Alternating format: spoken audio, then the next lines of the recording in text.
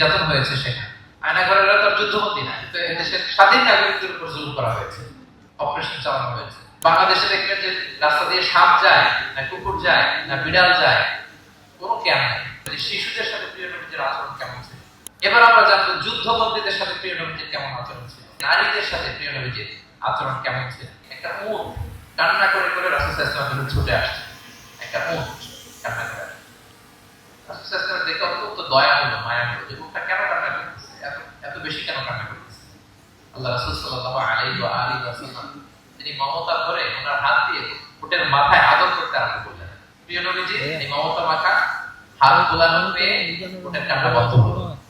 এবং রাসূল সাল্লাল্লাহু আলাইহি ওয়াসাল্লামের কানে কি যেন বললো, এটা অন্যরা বুঝতে পারছে না।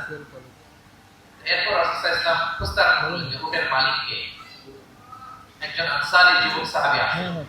রাসূল সাল্লাল্লাহু আলাইহি ওয়াসাল্লাম বলল যে তোমার এই উট আমার কাছে তোমার ব্যাপারে নালিশ করেছে যে তুমি একে ক্ষুধার্ত রাখো কিন্তু একে দিয়ে অনেক কাজ করাও। তুমি কি বোবা, এই নিরীহ প্রাণীটার ব্যাপারে আল্লাহকে ভয় করো না? কিয়ামতের দিন এটাই তোমার জাহান্নামের কারণ হয়ে যেতে পারে। খবরদার, এই নিরীহ প্রাণীটার ব্যাপারে তুমি আল্লাহকে ভয় করো।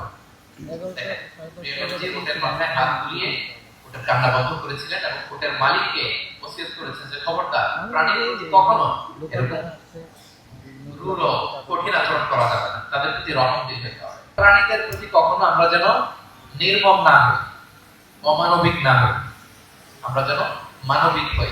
একটা ভিডিও ক্লিপস আমি এমনও দেখেছি যে একটা হাঁস তার বাচ্চাগুলোকে নিয়ে হাইওয়ে পার হচ্ছে। হাঁস তো আস্তে আস্তে হাঁটে, একেবারে পিপিলিকার মতো একটু একটু করে হাঁসের বাচ্চাগুলো যাচ্ছে।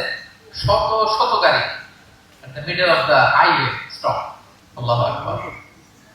বাংলাদেশে দেখবেন যে রাস্তা দিয়ে সাপ যায় না কুকুর যায় না বিড়াল যায়, কোনো কেয়ার নাই, একেবারে ড্যাম কেয়ার।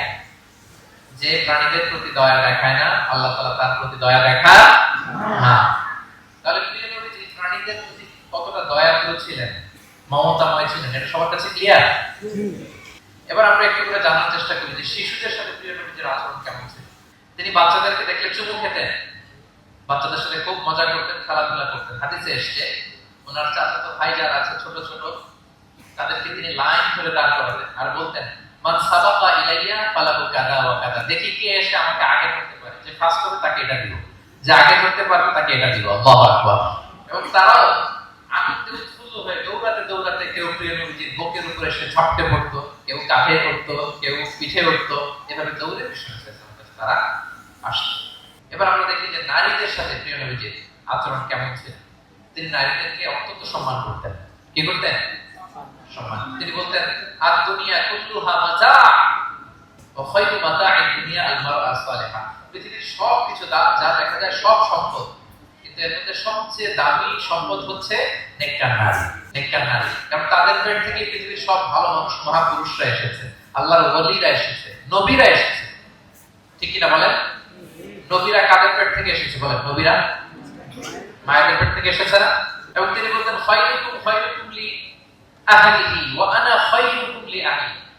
তোমাদের মধ্যে সে সবচেয়ে সেরা যে তার পরিবারের কাছে সেরা, মানে স্ত্রীর কাছে সেরা, আর আমি আমার স্ত্রীর কাছে সেরা। প্রিয় নবীজি বলতেন। আল্লাহু আকবার। এবার আমরা জানবো যুদ্ধবন্দীদের সাথে প্রিয় নবীজির কেমন আচরণ ছিল। পিওডব্লিউ, প্রিজনার অফ ওয়ার।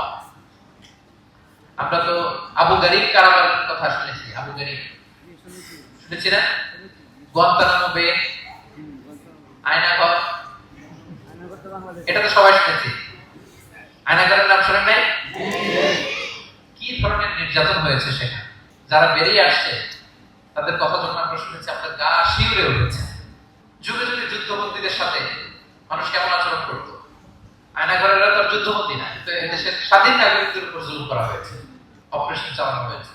যুদ্ধবন্দীদের সাথে প্রিয় নবীজির আচরণ কেমন ছিল আমরা যদি একটু দেখি, কম্পেয়ার করে আবু গারিব, গুয়ান্তানামো বে, এই সমস্ত আয়নাঘরের যে ইনসিডেন্ট আমাদের সামনে আছে, এটাকে একটু সামনে রেখে যদি দেখি যে যুদ্ধে যদি কেউ বন্দী হতো প্রিয় নবীজির হাতে, উনি কি আচরণ করতেন। আমরা যদি বদরের যুদ্ধ শেষে যারা বন্দী হয়েছে তাদের ঘটনা দেখি, দেখবো যে প্রিয় নবীজি সাহাবীদের মাঝে তাদেরকে ভাগ করে দিয়েছে এবং সব সাহাবীদেরকে এই যুদ্ধবন্দীদের সাথে ভালো আচরণের নির্দেশ দিয়েছেন।